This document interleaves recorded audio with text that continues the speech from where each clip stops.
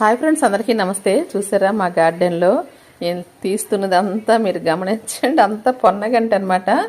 ప్రతి టబ్బులో చక్కగా ఏ మొక్కలు పెట్టినా సాయిల్ మిక్స్ చేసినా ఎంత పొడవుగా పెద్దగా పెరిగిపోతుంది. మిగతా మొక్కలు ఏ పెరిగినా పెరగకపోయినా సమ్మర్ దానికి ఇష్టమో ఏమో మరి చాలా బాగా వచ్చేస్తుంది పొన్నగంట. రోజు ఇది తీస్తుంటాను అనమాట. ఇంక రోజు వీడియోలో ఏం చూపిస్తాంలే సేమ్ ప్లాంట్ అని.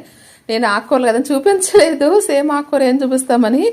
అయినా కూడా రోజు చూడండి అన్ని వేధించేస్తుందండి. అసలు స్టార్టింగ్లో చిన్న కొమ్మ పెట్టాను, ఇప్పుడు చూస్తే లాగా ప్రతి దాంట్లో కూడా ఇంత వస్తుందన్నమాట. చక్కగా మేమైతే మాత్రం చాలా బాగా వాడుకుంటాం దీన్ని. చక్కగా అన్ని రకాల కూరకి, పప్పుకి, చట్నీలకి అన్నిటికీ వాడుకుంటాము. ఫ్రెండ్స్కి కూడా ఇస్తుంటాను, అన్నిటికీ ఇస్తుంటాం. అయినా కూడా విపరీతంగా వచ్చేస్తుంది.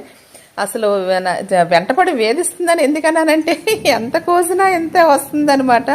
చాలా ఎక్కువగానండి. పొన్నగంటే బారిన పడిపోయాం మేము అనిపిస్తుంటుంది. కానీ చాలా సంతోషం కదా, ఇవన్నీ కూడా చాలామందిని ఇవ్వగలుగుతున్నాను చక్కగాను. అలాగే మీ గార్డెన్లో కూడా మీకు పొన్నగంట ఎంత విపరీతంగా వస్తుందా లేదా నాకే ఎంత వస్తుందో అర్థం అవ్వట్లేదు.